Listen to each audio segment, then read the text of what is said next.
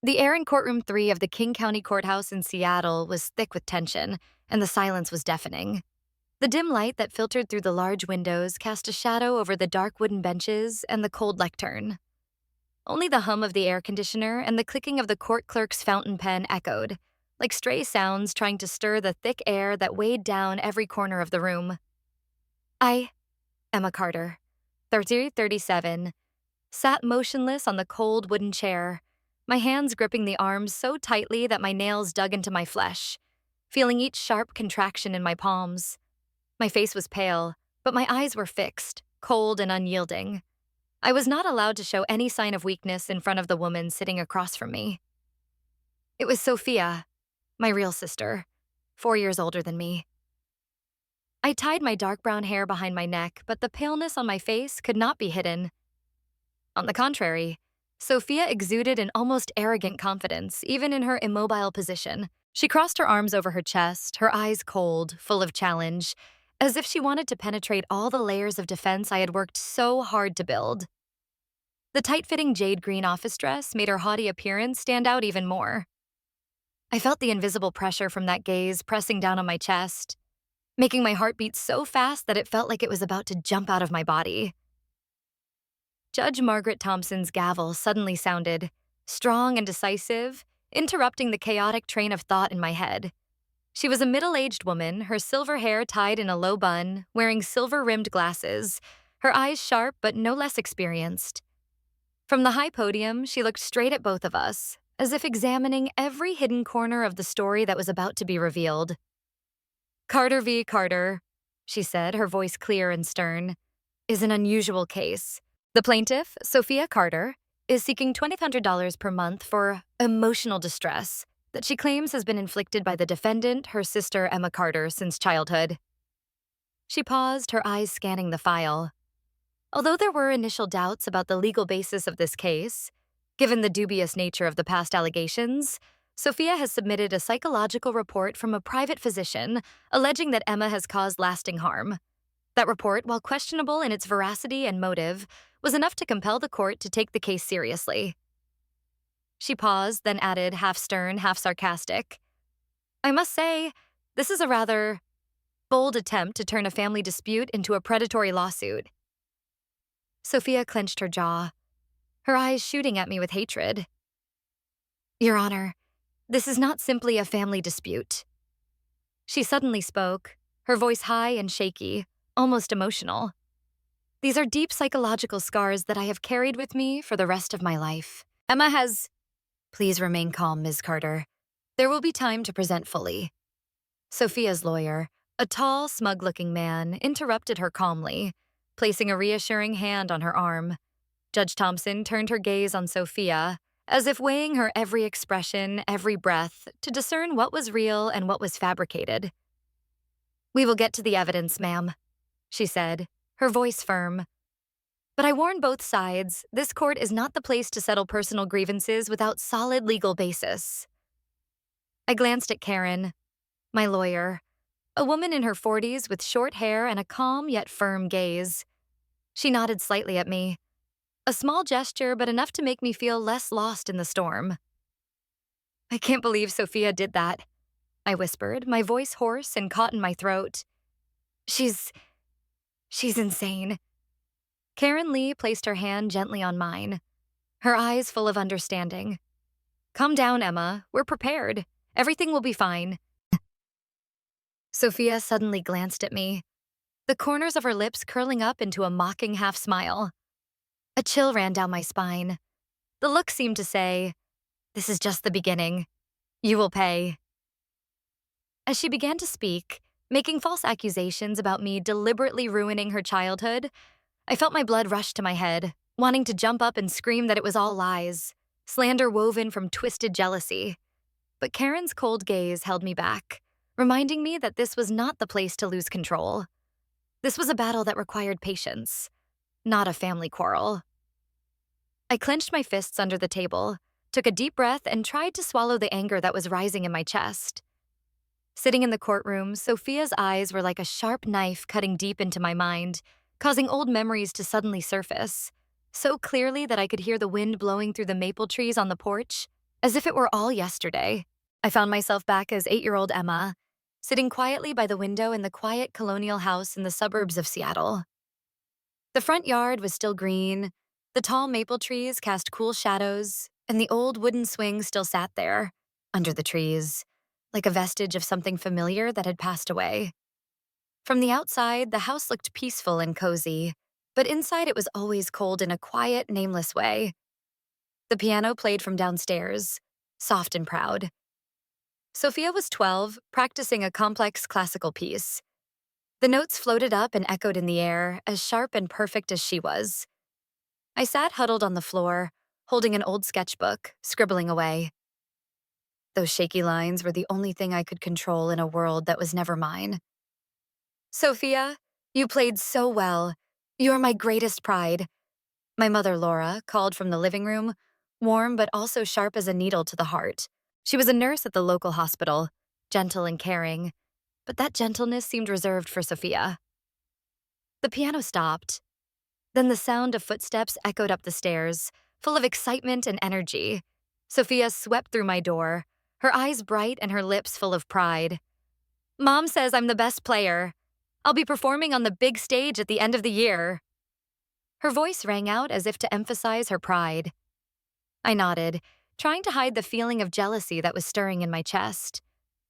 I looked back at the page, a drawing of a tiny girl standing under a tree, her eyes sad. I was drawing myself as a way to survive. The footsteps slowed.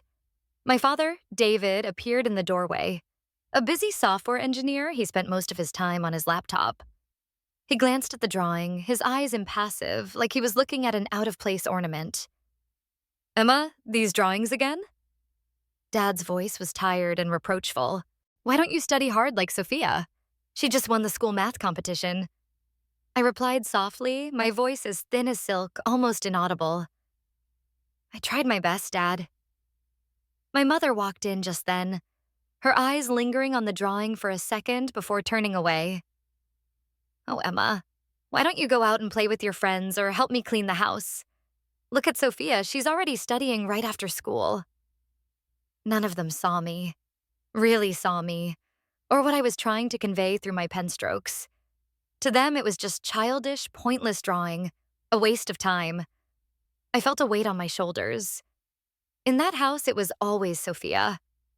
I was always the one being weighed down, always on the sidelines in my own family's story. I put the notebook away, my eyes heavy with sadness. The scribbled pages were the only place I could escape to, where no one could compare me. No one could ignore my existence. That house that used to be called home, to me, was the loneliest place, where I learned that love can have limits, can be conditioned by achievements and expectations.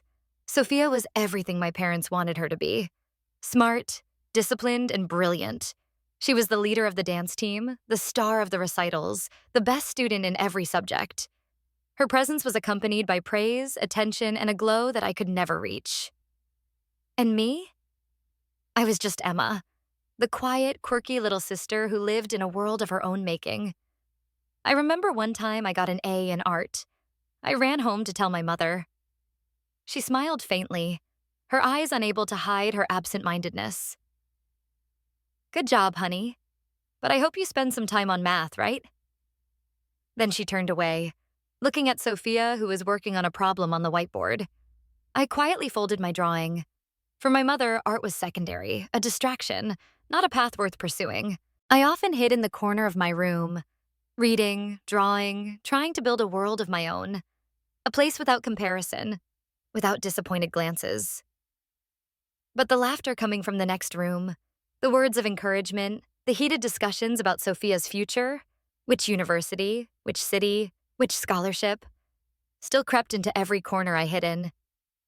I sat there, small and lost, like a forgotten supporting character in my own family. Memories of my childhood came flooding back, not like the beautiful footage that people often reminisce about, but a series of harsh moments like bright streaks of light that clearly exposed the undeniable bias that my parents always had towards Sophia. It was not just a feeling. It was the naked truth, clearly experienced by me through every important milestone in my life. I remember Sophia's 16th birthday clearly. I was 12 years old then, standing silently in a corner of the yard, watching her beaming next to an old but shiny new car. It was an old Honda Civic, but to Sophia, it was like a symbol of freedom, a great gift marking her adulthood. Your 16th birthday present, Sophia. Now you can go out freely. My father's voice rang out excitedly, his hand patting Sophia's shoulder, his eyes filled with pride. My mother also smiled brightly, her gaze following Sophia affectionately. She's really grown up, worthy of all her efforts and hard work. Sophia hugged her parents, a proud smile on her lips. That smile was like a cold knife cutting into my heart. And me? I only got a history book, a gift that my parents thought was practical for my studies. I want a car too, I whispered so softly that it seemed to be blown away by the wind. Dad turned to me, placing his hand on my shoulder in a casual manner. You're still a kid, Emma. We'll deal with that later. First, learn to drive. We've signed you up for a course. Those words were like a bucket of cold water thrown straight into my fragile expectation. I understood. I would never be treated like Sophia. A driving course and a few times to borrow Mom's car? That was all I could hope for. Then came Christmas, a time every child eagerly awaits.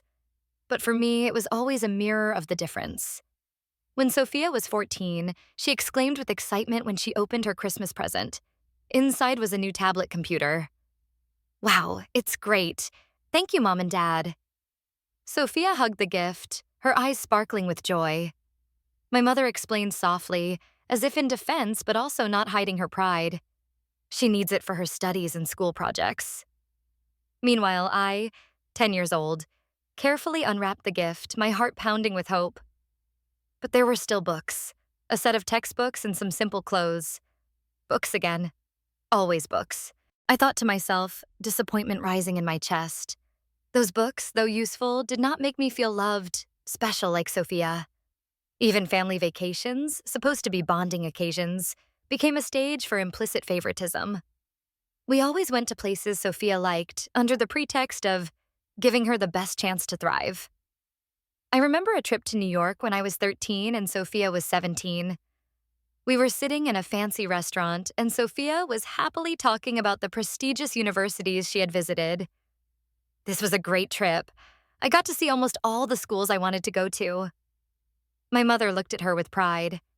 My daughter deserves the best. You're an excellent student. My father added, his eyes shining with hope. I believe you'll get into a top school, Sophia. I just stared out the window, lost in the tall buildings. I had no interest in universities. I wanted to visit the art museums and galleries I'd researched so much, but no one asked me. My interests were always pushed aside, not practical enough to be a priority.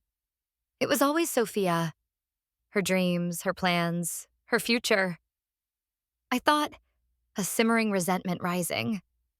Scenes like these replayed over and over in my mind, clear, sharp, indelible. They were living proof of the bias I had swallowed in silence. I had tried to get attention many times, joining clubs, trying to do well in school, trying to achieve. I remember coming home from school with a second prize in a drawing competition, elated. But my parents just nodded perfunctorily, then immediately asked Sophia about her math test. That bias, over the years, built an invisible wall between me and my family, an immeasurable but ever-present gap. I gradually felt like an outsider, as if I were looking into the lives of people I should have belonged to, but could never truly fit in. That pain, silent, persistent, was deeper than any physical wound. It shaped me into who I am today, withdrawn, reserved, and always carrying within me a desire to be truly loved, to be recognized as an independent individual. It was this feeling of inadequacy that drove me away, to seek comfort elsewhere, where I was no longer compared, where I could truly be myself. The relationship between Sophia and I was not just about the obvious favoritism of our parents. Behind it was a long series of intentional acts of hurt, silent but precise blows, from my sister gradually breaking the blood ties in the family, making all efforts to mend it meaningless. Every time that memory returned, it was like a cold knife stabbing deep into my mind, causing me to suffocate. I still remember clearly the day I was 14 years old, walking down the school hallway, my mind full of naive dreams. Suddenly, giggling sounded behind me. Prying eyes turned towards me, accompanied by malicious gossip. Emma likes that kid? God, he's a freak. But a voice said, a mixture of contempt and sarcasm. Scary weirdo. Another chimed in, and the group burst into laughter. My face was hot, my throat was tight. I bowed my head and ran towards the ladies' room, trying to hold back the tears that were threatening to fall. At that time, I was still naive, not knowing who had spread that cruel rumor. But now, as the dark memories rose in the cold courtroom, I clearly saw the image of Sophia, 18 years old, standing at the end of the hallway with a satisfied half-smile. Her eyes gleamed with triumph as if to say, this was all part of the game she had set up to isolate me, to make me a laughingstock. Serves her right. She needs to know her place, I heard Sophia whisper to a friend beside her, her voice as sharp as a blade hidden in velvet. Before that wound could heal, another cut was made, deeper and sharper. That was when I poured all my heart and soul, staying up all night to complete a painting. Not just a work, but my last hope to be recognized in the national art competition. Not because of my academic ability, not because of my appearance, but only because of my true talent and passion. I was 15 years old, walking into the living room on a bright afternoon, where I had placed my easel near the window. My heart stopped beating. That painting, my quiet pride, was now a brutal mess. Black ink was spilled everywhere, brushes were broken. Every line that I had drawn with all my heart was torn mercilessly. I stood there, stunned. Sophia, then 19, stood beside the fallen easel. Her eyes were blank and cold. Oh, that? The wind must have knocked over the inkwell. Why are you so nervous? She shrugged, as nonchalant as if she had just spilled a glass of water. I screamed, my throat out, raw with anger. What did you do to my painting? You know how important it is to me. Asik Sophia replied with undeniable disdain. You're making a mountain out of a molehill. Just do it again. It's just a picture. I burst into tears, the stinging tears falling continuously, mixed with the resentment. You know how much effort I put into this. Why did you ruin it? At that moment, my mother walked in. She paused when she saw the mess, her eyes flashing with confusion. My father, David, followed, silent and frowning. My mother immediately walked towards Sophia, pulling her away as if afraid she would be hurt. What's all the noise? Sophia, did you do something to your sister again? Mom asked, but her tone wasn't entirely accusatory. Sophia's expression changed immediately. Tears welled up in her eyes. Her voice choked up, weak as if she had been wronged. I was just passing by, Mom. She made a big fuss. I didn't mean to knock over the ink bottle. My mother, as usual, turned to me, her voice soft but meaningful. Emma, why are you reacting so strongly? The ink bottle must have spilled itself. You need to learn to calm down. Then she bent down to pick up a few pieces of paper, her eyes sad, but only for a moment. Okay, let me help you clean up. Be more careful next time. My father sighed tiredly and finally spoke, his voice even as if he was used to this scene. Okay, enough. How can we ever be at peace if we keep arguing like this? Both of you are at fault. Emma, you need to control yourself.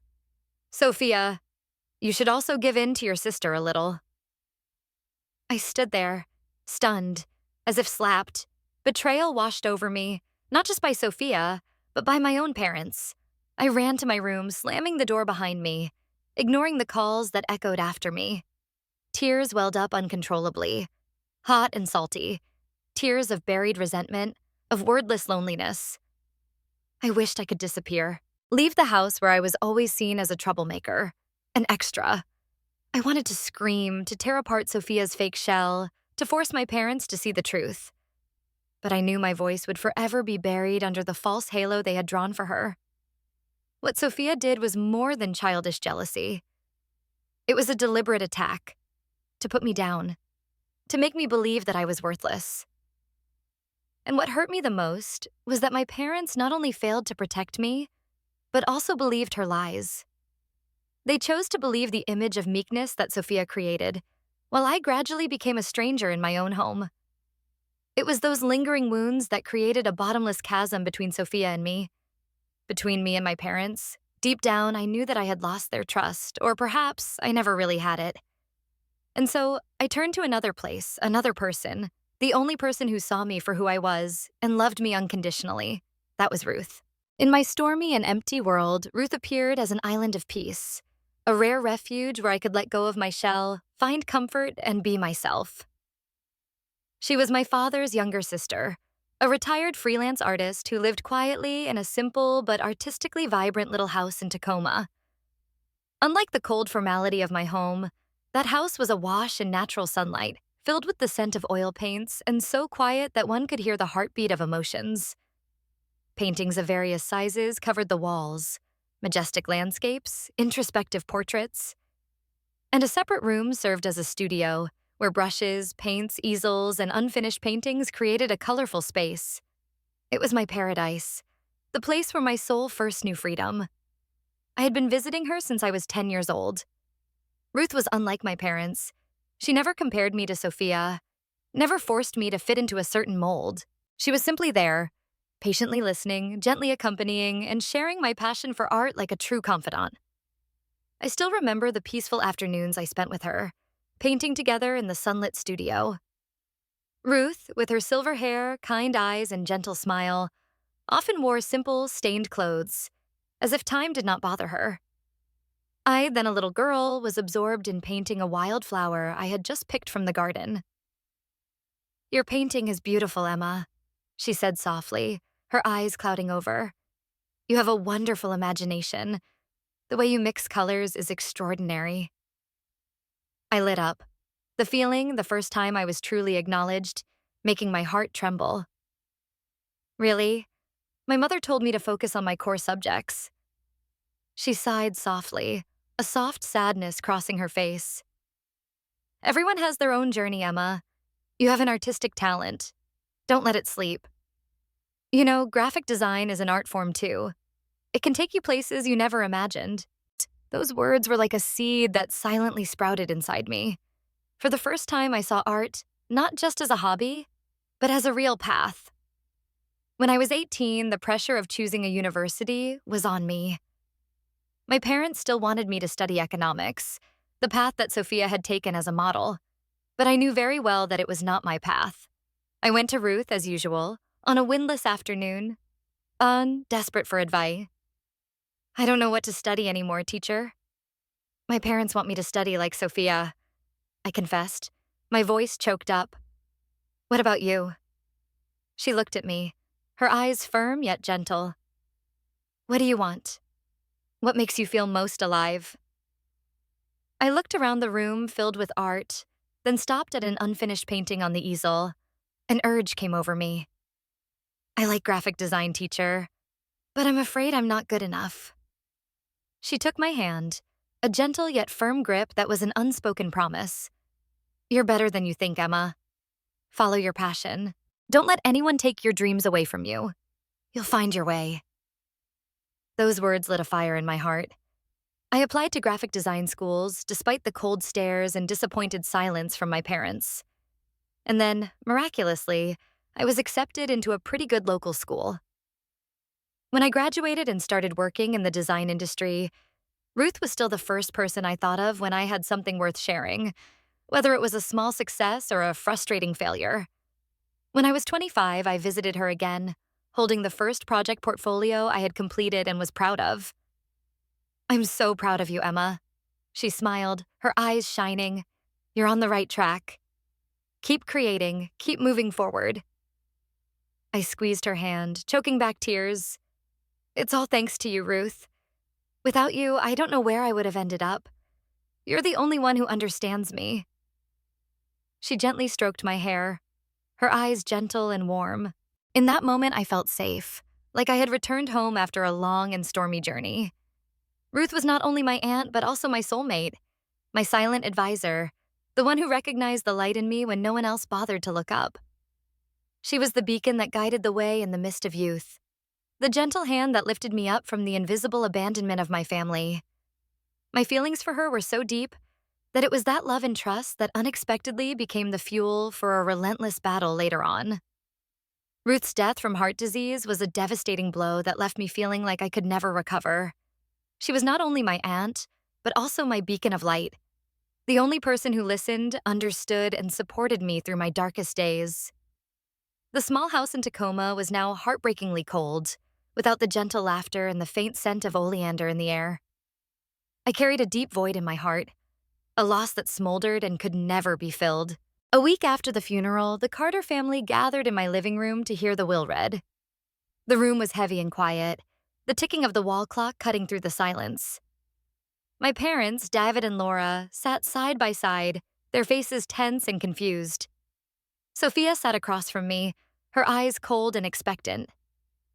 Ruth's lawyer, a middle-aged man with a calm and austere appearance, adjusted his glasses, holding a thick stack of documents in his hands. After a slight clearing of his throat, he began to speak. According to Ruth Carter's will, signed on March 15th, 2025, her entire estate, including her Tacoma home estimated to be worth $300,000 and $150,000 in her bank account, will be left to her granddaughter, Emma Carter. I was stunned. Time seemed to freeze in that moment. Everything around me was blurry, as if I were lost in an unreal dream. I had never thought about a will, and I had never expected anything from Ruth. I turned to look at Sophia. The shock on her face quickly gave way to a boiling, unconcealable anger. The attorney continued, his voice steady, unmoved by the wave of emotion that was rising in the room. To her granddaughter, Sophia Carter, Ruth left a collection of antique paintings estimated to be worth $25,000. The chair screeched across the wooden floor, sharp as a cut. Sophia jumped up, her face flushed, her eyes glaring. "What? It can't be!" she cried, her voice shrill and trembling. "There must be something wrong. Emma, what did you do to her? You had something to do with her, didn't you?" I instinctively backed away, as if I had been pushed into a corner. "What are you talking about, Sophia? I don't know anything. I've never talked to Ruth about this." "You liar!" Sophia roared, rushing towards me with uncontrollable anger. My father quickly grabbed her arm. "You were always jealous of me, and now you stole her life's work. You took advantage of her when she was weak." My father intervened in a tired voice, trying to keep the peace. "Sophia, calm down. Maybe Miss Ruth has her reasons. Anyway, we should respect her final decision." My mother, though clearly confused, still looked at me with a half-believing, half-doubting gaze, then turned to comfort Sophia, her voice filled with the tenderness of when she was a child. "I didn't expect things to turn out like this. There must be a misunderstanding somewhere." Those words were like oil poured on the fire that was raging inside Sophia. She turned to them, her eyes like knives. "Can't you see? She's playing a trick. This is a plot, a blatant deception. I won't accept it." Sophia shook my father's hand off and rushed out of the room, leaving behind a storm of broken family relationships. I stood there, my heart sinking, both stunned by the chaos and hurt by the suspicious eyes of my own family. No one believed me. Even my parents were wavering. I found myself alone in a family that was broken from the very roots. Aunt Ruth's will, which was supposed to be a testament to love and trust, became the trigger for a bitter war. I knew that from that moment on, things would never be the same again. My life was once again drawn into a whirlwind of jealousy, slander, and hatred, and my intuition told me that this was only the first bell. A few days after that fateful will reading, I still hadn't recovered. The pain of losing Ruth was still burning in my heart when a letter from the court unexpectedly arrived, as if to put an end to any fragile hope of peace. I sat blankly on the familiar sofa in the Seattle apartment where I lived with Michael, my boyfriend. The apartment was modern, cozy, decorated to my own taste, with a small work area where I often buried myself in drawings and writing. But now, everything seemed to be covered with a layer of cold mist, losing its familiarity. My hands trembled as I opened the summons letter. Each line on the page seemed to waver before my eyes. Michael, I can't believe this. My voice was hoarse, broken between choking spells. Sophia actually went that far. She sued me.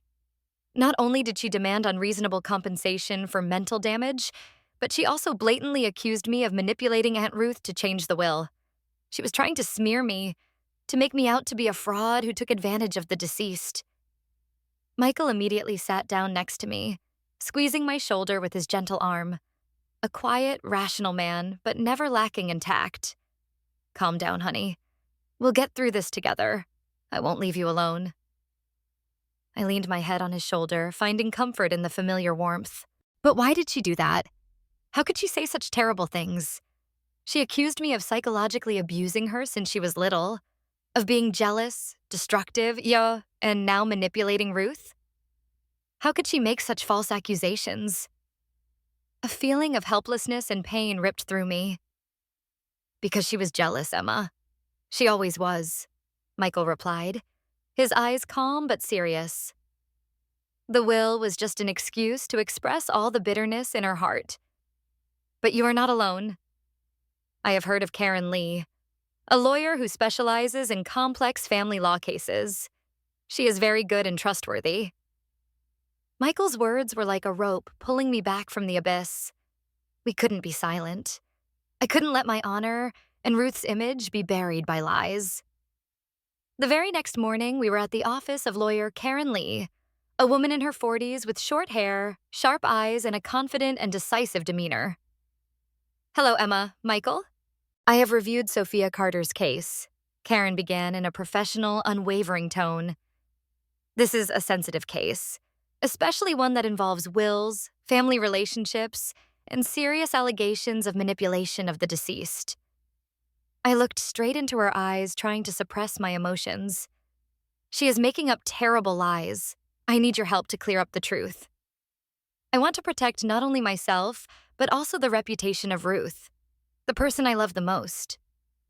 Karen nodded, her gaze not only sympathetic, but also the determination of a seasoned veteran. I understand. We will not let these baseless accusations destroy you. My job is to prove the truth and protect your rightful inheritance. But I need your full cooperation. Gather evidence, witnesses, and be prepared to face all accusations from the other side. Are you ready for a long and difficult fight? I took a deep breath and glanced at Michael, who was holding my hand tightly, giving me strength. I turned to Karen, my voice firm. I won't back down. I'll do whatever it takes. I can't let her destroy me again. From that day on, my life revolved around meetings with lawyers, researching documents, and preparing for testimony. Karen meticulously helped me recover every memory, from small conversations, old letters, and even private conversations with Ruth. Any detail could be the key to refuting Sophia's accusations. She asked me to find every piece of evidence, photos, letters, testimonies from friends, even neighbors who knew Ruth. Every time I recall the old memories, my heart aches. The wounds that seem to have healed now bleed again. But I know I must not fall. Not only for the honor, but also for the love and trust that Aunt Ruth had given me. See, Sophia did not just want to take my property, she wanted to erase all the good things that remained of me, to make me a bad person in the eyes of the whole family. I won't let that happen. This fight isn't about money. It's about the truth, about the memory of someone who loved me unconditionally. It's about stopping Sophia from using Ruth's death as a tool for revenge. And I swear, with every ounce of determination in my heart, I will not lose. The days leading up to the trial were the darkest of my life. The weight of the case weighed heavily on my mind, like an invisible hand around my throat, making it difficult to breathe. My graphic design work at the startup was completely disrupted. I sat at my computer for hours, but my hands shook and my mind drifted to chaotic thoughts about Sophia, about the charges, and about the approaching trial. Projects were abandoned, deadlines passed, and I watched helplessly as everything fell into chaos. I began to lose sleep. Every time I closed my eyes, Sophia's venomous voice echoed, as if burned into my subconscious. The fake images she had sent to my lawyer came alive in my mind, each detail like a knife stabbing at my heart.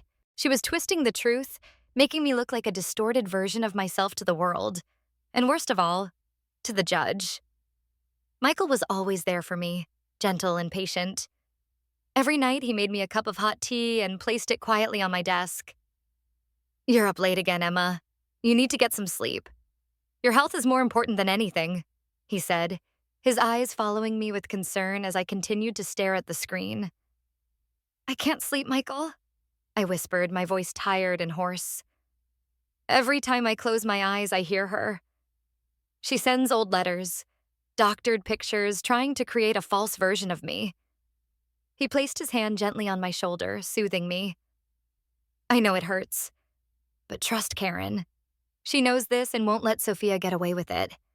We have the evidence, too, and the truth is on your side." The calls with Karen were almost daily, and each time I picked up, I had to brace myself for new accusations from the other side. "Emma, I just received some more evidence from Sophia," Karen said, her voice even but faintly tired. "She is making up a story that you have been jealous since childhood, that you deliberately sabotaged her personal relationships, and even blamed you for her losing a career opportunity because of an unfounded rumor." I felt the blood rush to my face, my heart pounding in my chest. "No way. Those things are completely fabricated. I never hurt her. I just want a peaceful life, away from the drama she always creates." "I know that," Karen said firmly, "and we'll prove it with facts. Try to remember every detail, anyone who can testify, anything, no matter how small, that could be the key." I hung up the phone with a heavy heart. The computer screen was still lit, shining on my haggard face, and the unfinished projects waited silently. I had loved this job, had considered it my own world, but now it was a stranger, completely overwhelmed by the fear of the trial. I was afraid that the lies would be believed, afraid that everything I had tried to preserve, not just Ruth's legacy, but my reputation, would be buried by some evil plot. "I don't know how much longer I can take this," I whispered through my tears. "I'm really scared, Michael. Scared she'll win." He pulled me into his arms, holding me tight as if he were holding on to a part of me that was about to break. "I won't let that happen. We'll get through this. You're not alone, Emma. I believe in you, and Aunt Ruth believes in you. That's why she chose you." Those words were like a cool stream, soothing the desperate thirst in my heart. In the midst of my uncertainty, I clung to the only belief I had left, that I was not alone. Michael, Karen, and the memory of Ruth, all were the small fires that kept me going in the storm. No matter how suffocating the pressure, I could not give up. I had to protect the truth, not just for myself, but for the woman who had loved me like her own, whose honor was now at stake. In the tense days before the trial, I decided to return to Ruth's house in Tacoma. It was not only a place of memories for me, but also a spiritual refuge. I wanted to personally arrange the remaining furniture, partly to find some peace in the storm of my mind, partly to search for anything that could help me face Sophia. The air in the house was still quiet and deserted, but I could feel Ruth's gentle presence in every wall, every corner of the table, every smell of old wood. The afternoon sunlight slanted through the dusty glass windows, illuminating the tiny particles floating in the air, creating a hazy scene, as if time had stopped here. I sat on the floor, surrounded by Ruth's old things, a faded mailbox, thick books, a few unfinished oil paintings. Everything was imbued with her breath, evoking a feeling of familiarity that was heartbreaking. Among them, I found an old leather notebook.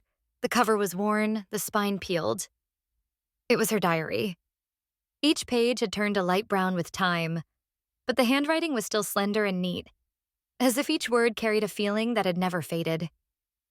I read silently, line by line, paragraph by paragraph. Ruth's thoughts on art, life, and family flowed out, gentle yet painful. My heart ached when I came to a passage. Sophia called again today to ask about inheritance. She only cared about money. Not a word of greeting, not a single visit. She was grateful to Emma. She was the only one who truly listened, shared with her about art, about life. She had made her choice. Emma deserved it all. I choked, a dull pain welling up in my heart. Aunt Ruth had seen it all. She had understood Sophia's coldness, had endured it in solitude, and still held out her gentle love to me as a final promise of trust. I continued to turn the pages, and when my hand reached the bottom of the old wooden box, I touched a small, carefully hidden slot. Inside was a yellowed stack of letters, along with a small, faded, and old-looking metal box. I opened it, and inside was an old-fashioned phone, scratched but still intact. I remembered what Aunt Ruth had said. Sometimes important things need to be recorded in voice, because human memories are easily erased. Just then, Michael walked in, dinner in hand. He stopped when he saw me sitting on the floor, my diary and phone in shaky hands. "What did you find?" he asked, his eyes worried. "Ruth's diary," I replied hoarsely, "and letters, and this phone. I think she recorded some important conversations." I turned on the phone. The screen went black for a moment, then slowly lit up, showing the familiar old logo. I opened the recording, and then Sophia's voice. It was the same voice. Cold, impatient, and creepily indifferent. "Hello, Ruth. Oh, I just wanted to ask if you finished your will. I hope you'll be fair. I've been busy lately, so I haven't been able to visit you. Take care of yourself." I froze, my heart pounding in my chest. The voice kept repeating itself in my head like a bitter song. I turned to Michael, my eyes wide. She never cared about Ruth. She only cared about the property and… You knew it. Michael listened intently, his face growing tense and angry. "Here's the evidence, Emma. What we need. Show it to Karen now. It could turn the whole case around." I was silent for a moment. Part of me wanted to use the recording immediately, but another, stronger part of me didn't want to win by surprise. I wanted the truth to come out in the fairest possible way, for Sophia to let go of her mask. "No," I said, my eyes firm. "I'll keep it. I don't want to expose her now. I want everyone to see for themselves who she really is. Not because I have proof, but because she can't hide it forever. I'll use it when the time is right." Michael was silent for a second, then nodded, his eyes knowing what I was holding back. "I trust you, but you have to promise me, if necessary, you won't hesitate to use it. This isn't just a lawsuit, Emma. This is the truth." I carefully put the diary and the phone in a separate box, locked with a small padlock. These evidences, I knew, were my last cards. They not only represented the truth, but also testified to the sacred love that Ruth had for me. I would not let that trust be trampled. I would fight to the end, not only to maintain justice for myself, but also to protect the sacrifice, trust, and love that she had placed in me. On the day of the official trial, I felt my heart pounding as if it was about to burst out of my chest. All eyes in the courtroom were on Sophia as she stepped onto the witness stand. She wore an elegant ash gray suit, her hair pulled back and just the right amount of makeup. She exuded confidence and elegance, but I knew that behind that perfect facade was a person steeped in elaborate lies. "Miss Sophia Carter, please present your statement," Sophia's attorney said, his voice soft but calculating. Sophia began her story with a choked voice and tears in her eyes. It was a well-choreographed act. "Ever since I was a child, Emma has always been jealous of me. She tried to ruin my life. I remember the day I was preparing for an important presentation. She spilled water on my computer keyboard. My paper was ruined, and I was embarrassed in front of the whole class. I clenched my fists, my cheeks burning. Each lie stabbed like a knife into my memory. I wanted to retort immediately, but Karen's words echoed in my head. "Stay calm." Meanwhile, tears began to roll down Sophia's face. "When I had my first boyfriend," Sophia continued, her voice laced with self-pity, "Emma spread false rumors that caused him to break up with me. She isolated me, and I was severely traumatized. I grew up feeling inadequate, not good enough, not worthy. I was psychologically abused throughout my childhood, and it ruined my life, Your Honor." Her attorney quickly stood up, his eyes full of sympathy. "Your Honor, Sophia's injuries are real. This is a classic case of chronic domestic abuse." Judge Thompson sat still, her face expressionless. Her sharp eyes seemed to analyze each sentence, each word. Then it was Karen Lee's turn. She stood, poised, her gaze unwavering. Judge, I would like to ask the plaintiff a few questions. Karen's voice echoed clearly in the room. Miss Sophia, you claim that Emma sabotaged your presentation. Do you have any witnesses? Any concrete evidence to back that up? Sophia paused for a moment, her eyes looking away. No, it was just the two of us at home at that time. What about those rumors you accuse Emma of spreading? Karen's voice began to sharpen. Do you have any evidence that she started them? Or are they just unverifiable personal feelings?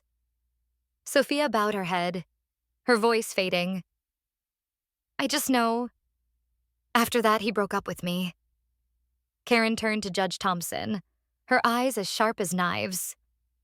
Your Honor, these allegations are completely without merit, without objective evidence or independent witnesses. This is a clear attempt to distort the truth, driven by personal feelings to slander the defendant. Judge Thompson nodded, her gaze fixed on Sophia. A glimmer of hope crept into my heart. Though Sophia's fabrications outraged me, I remained silent, because I trusted Karen's composure and the power of truth. Sophia was trying to manipulate the emotions of the courtroom, but I knew that facade would eventually crack.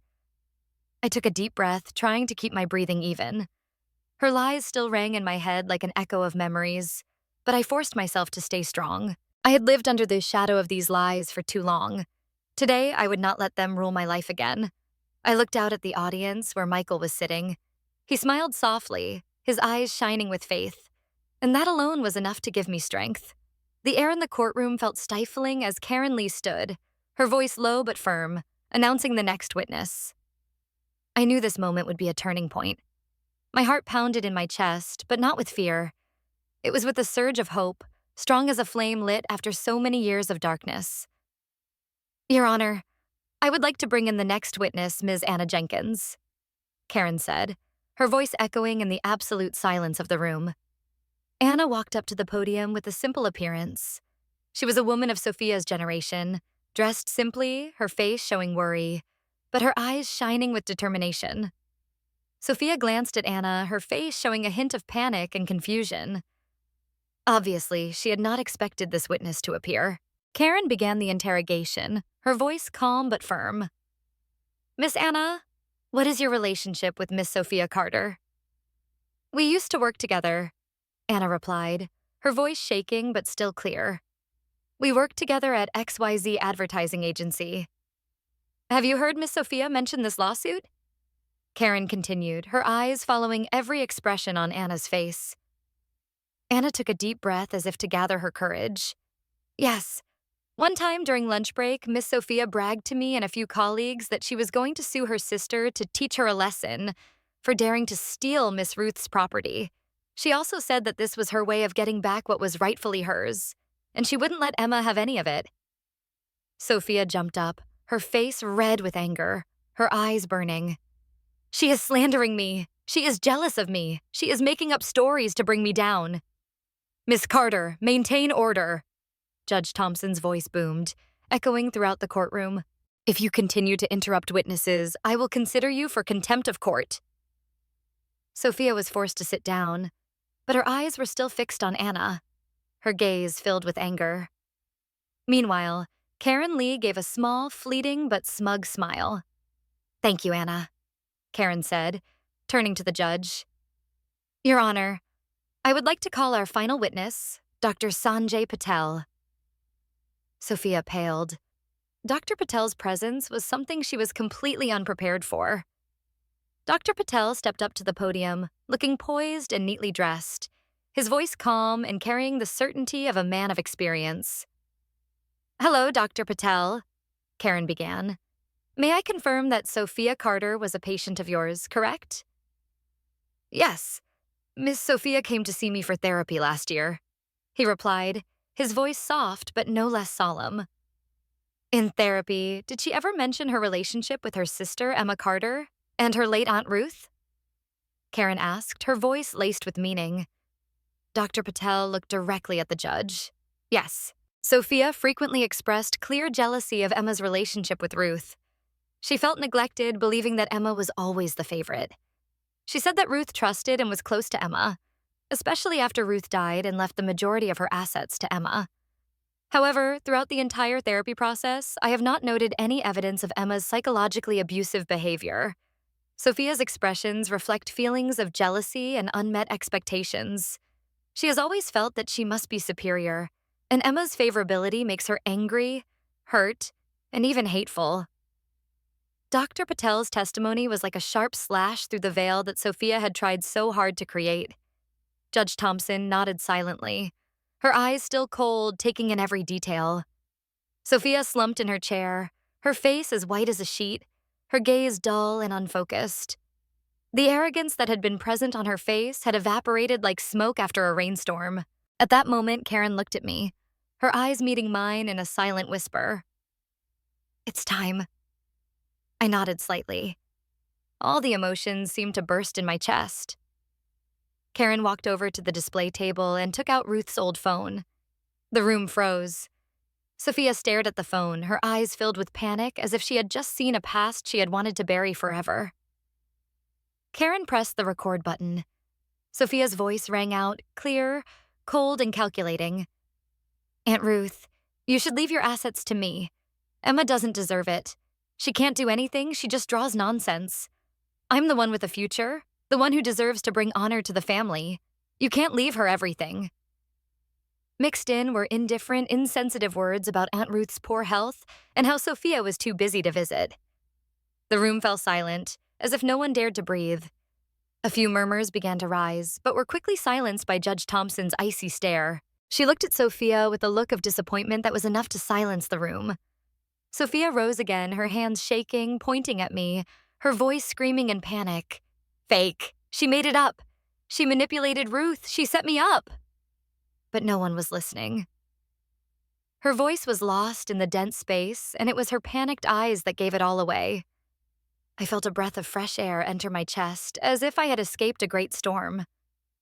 Sophia's lies were being exposed piece by piece. I looked at Michael, who was looking at me with eyes shining with confidence and pride. This was not just my victory. It was justice for Ruth. The air in the courtroom was deathly still, as if the room were holding its breath. All eyes were on Judge Thompson, waiting for the decisive moment.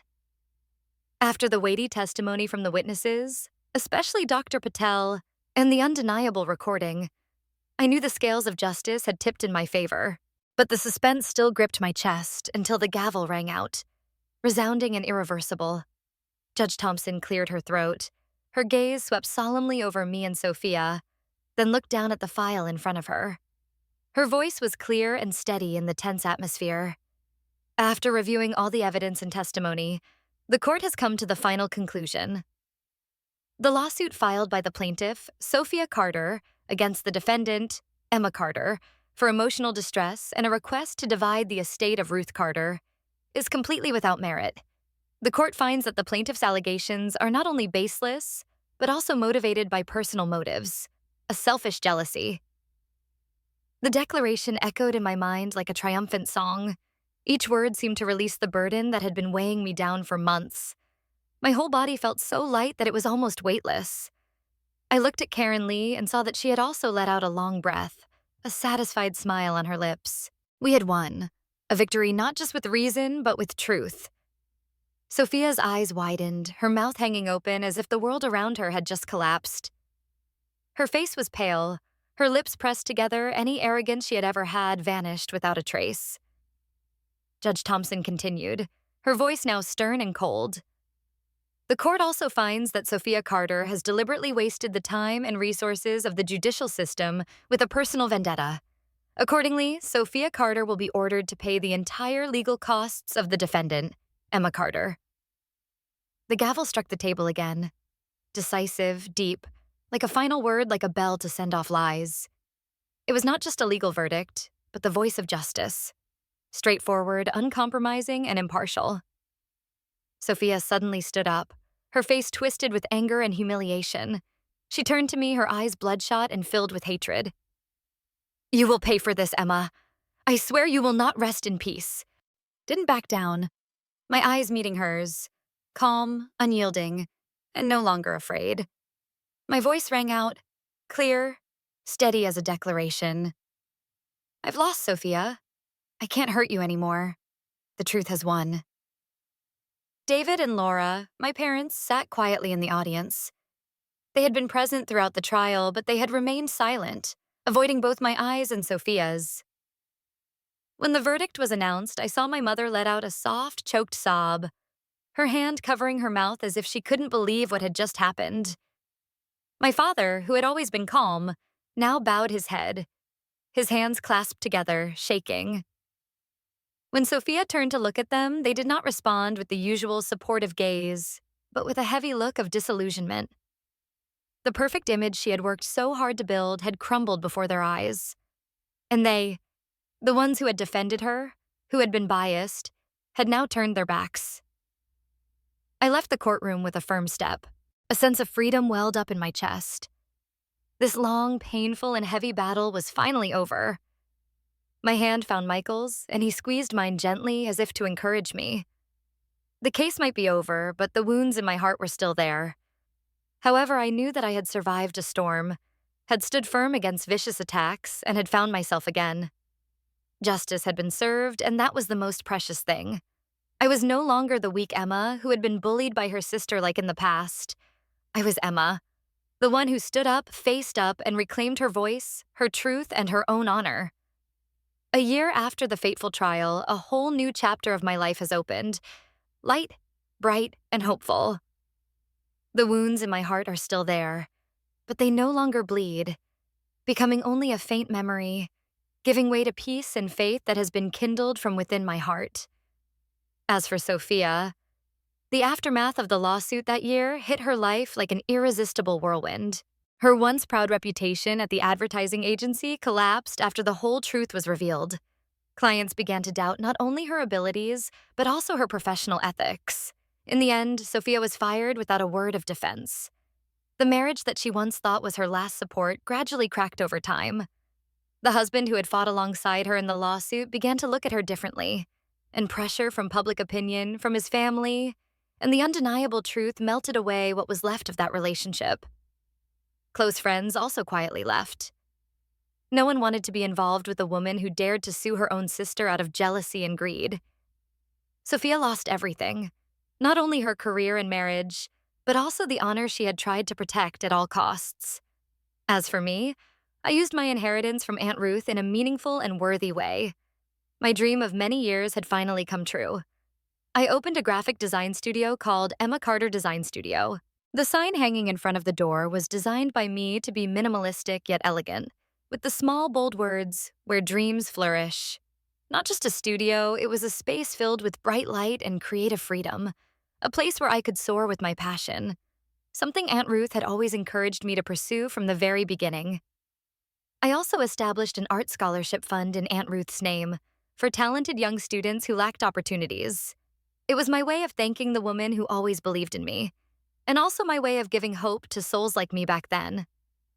My personal life is now also gentle and complete.